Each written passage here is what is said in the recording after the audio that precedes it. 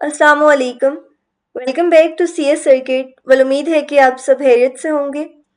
आज हम डिस्कस करेंगे computer science grade 12 unit number 3 programming fundamentals का लेक्चर 3 पार्ट ए को, जो कि है पाइथन लिस्ट से रिलेटेड। बहुत ही इंटरेस्टिंग टॉपिक है ये, और ना हम इसकी प्रैक्टिकल इम्प्लीमेंटेशन को पार्ट बी में डिस्कस करेंगे। Okay, so let's start. सबसे पहले है introduction to list in Python.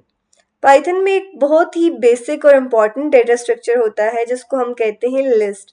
List को समझने के लिए आप अपना शॉपिंग बैग अपना इमेजिन कर लें, या आप अपना स्कूल या कॉलेज बैग इमेजिन कर लें।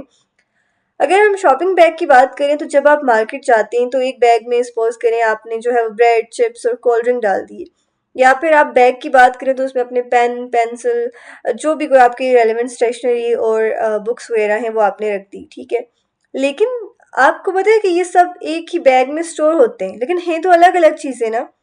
इसी तरह पाइथन की लिस्ट एक कंटेनर होती है जिसमें आप मल्टीपल वैल्यूज एक साथ स्टोर कर सकते हैं। इसके अंदर इंटीजर्स लाइक 85, 90, कोई भी आप जो वैल्यूज हैं, स्ट्रिंग्स हो गए, अली, सारा, अहमद, या फिर कोई बुलियन वैल्यूज जैसे कि ट्रू, फॉल्स, सबको आप एक साथ रख सकते हैं।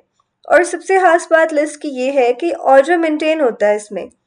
मतलब जो चीज़ पहले आप ऐड करेंगे ना, तो वो पहले ही लिस्ट में होगी, ठीक है। और हर एलिमेंट का एक इंडेक्स नंबर होता है। पहले एलिमेंट का इंडेक्स होता है 0, दूसरे का 1, तीसरे का 2, इस तरह से, ठीक है। 0 से इंडेक्सिंग स्टार्ट होती है। और सबसे ज़्यादा मज़े की बात यह है कि लिस्ट का साइज़ फिक्स नहीं होता। मतलब आप जब चाहें एलिमेंट को ऐड कर सकते हैं, जब चाहें उसको रिमूव कर सकते हैं। ये एक ना डायनेमिक और फ्लेक्सिबल कंटेनर होता है जो सिचुएशन के हिसाब से लिस्ट को हम एक्सपेंड और श्रिंक कर सकते हैं, ठीक है। अब हम देखते हैं इंडेक्सिंग की क्या इंपॉर्टेंस है। इंडेक्सिंग का फ़ायदा क्या है।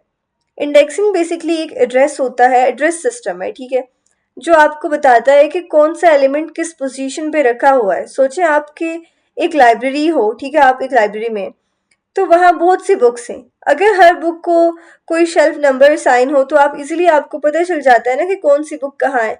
जैसे आपको साइंस की बुक एक जगह मिलेंगी, कंप्यूटर की एक जगह, इस तरह से प्रॉपर शेल्फ को नंबरिंग दी होती है। लिस्ट के केस में भी यही होता है।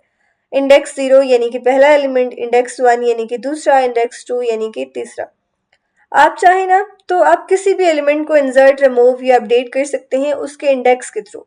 ओके, बस आपको उसका इंडेक्स नंबर चाहिए, ठीक है। और अगर इंडेक्सिंग नहीं है, विदाउट इंडेक्सिंग आपको लिस्ट के अंदर डेटा ढूंढने में बहुत ज़्यादा मुश्किल हो सकती है। ओके, होती है बल्कि। Alright, next is example list student grades. अब हम एक जो है ना एग्जाम्पल को देखते हैं जिसका हम पार्ट बी में प्रैक्टिकल परफॉर्म करेंगे, ठीक है। लेकिन उसकी प्रैक्टिकल परफॉर्मेंस से पहले आपको चीज़ें क्लियर होंगी, तभी हम जो है ना प्रैक्टिकल की तरफ जाएंगे। एक लिस्ट है student underscore grades equals to 85, 92, 78, 95, 82।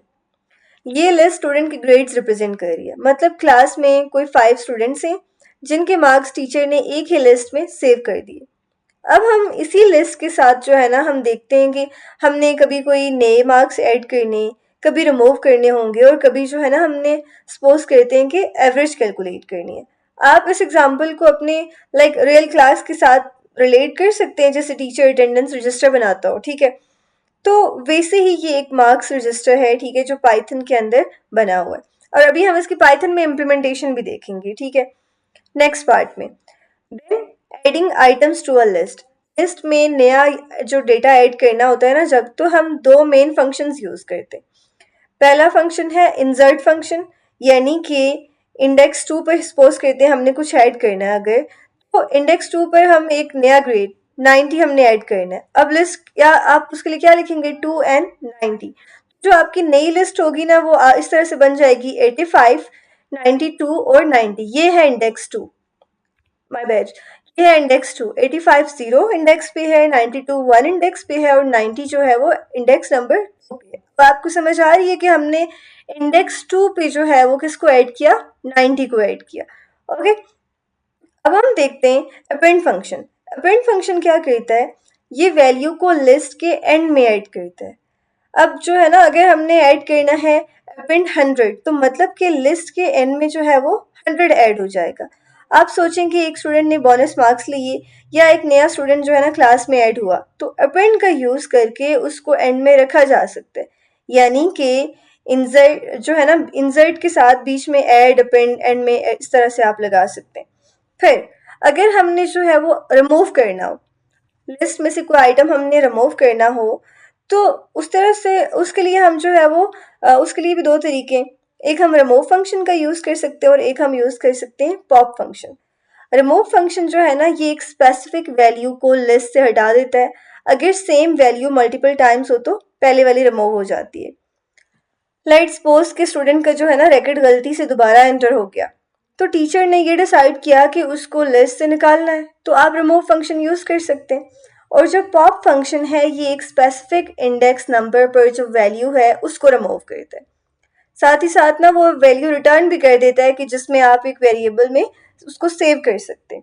जैसे कि अगर हम बात करें इंडेक्स 2 पर जो ग्रेड था, ठीक है, ये वाला इंडेक्स 2 पे ग्रेड क्या है, 92 है, ठीक है, वो रिमूव भी हो गया और साथ में जो है ना लोएस्ट ग्रेड वेरिएबल में सेव भी हो गया।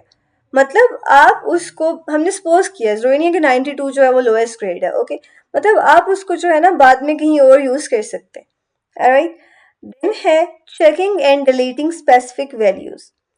अब हम एक स्मार्ट तरीके से देखते हैं कि जिसमें हम जो है ना पहले हमने चेक करना होगा कि वैल्यू लिस्ट में है या नहीं। यहाँ पे हम एक जो है वो सिलेक्शन स्ट्रक्चर का यूज़ कर रहे हैं, इफ़ और एल्स का। मतलब अगर 88 लिस्ट में है तो रिमूव हो जाए, ठीक है, अगर नहीं है तो मैसेज शो हो कि grade 88 not found in the list. ये वैसे ही जैसे अटेंडेंस चेक करते हैं, अगर स्टूडेंट का नाम रजिस्टर में है तो टिक कर दें, अगर नहीं है तो लिख देते हैं एब्सेंट। तो ये लॉजिक इंश्योर करती है कि प्रोग्राम गलत नहीं है, उसमें कोई एरर ना हो जाए और कोई इस तरह की मिस्टेक ना हो जाए। अभी अगर आप कोड को देखें ना, if 88 in student grades dot remove 88 else, अगर तो है ठीक है उसको रिमूव कर दें, अगर नहीं है तो फिर इस तरह का आपको एक मैसेज शो हो जाए, ठीक है। नेक्स्ट है हमारे पास कैलकुलेटिंग द एवरेज ग्रेड। अब अगर हमें एवरेज ग्रेड निकालना हो तो पाइथन में बहुत सिंपल फॉर्मूला है उसके लिए, सम सब ग्रेड्स को ऐड कर देगा ये फंक्शन, ठीक है। लेन LEN टोटल स्टूडेंट्स काउंट करना इसका काम है। फॉर्मूला है total marks divided by number of students, okay.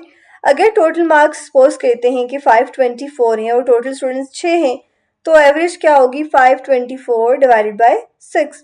ये एग्जैक्टली वैसे ही है जैसे जो है ना हर एग्जाम के बाद टीचर ने क्लास के एवरेज रिजल्ट निकालना होता है, ताकि उसको समझ आए कि पूरी क्लास ने ओवरऑल कैसा परफॉर्म किया।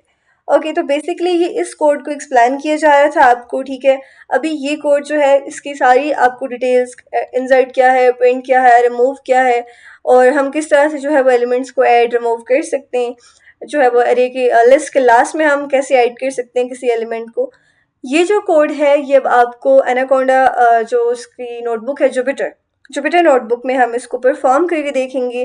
प्रैक्टिकली हर एक स्टेप आपको पार्ट बी में करवाया जाएगा, ठीक है। और अगर आपको ये वीडियो इन्फॉर्मेटिव लगी हो तो लाइक, शेयर और सब्सक्राइब ज़रूर करिएगा। अपने क्लास फेलोज़ के साथ, अपने फ्रेंड्स के साथ ज़रूर शेयर किया करें। और अगर आपकी कोई भी क्वेरीज हैं, कोई भी आपकी सजेशंस हैं, तो आप कमेंट्स में बता सकते हैं, ठीक है। मिलते हैं नेक्स्ट वीडियो में, अपना ख्याल रखिएगा, अल्लाह हाफ़िज़।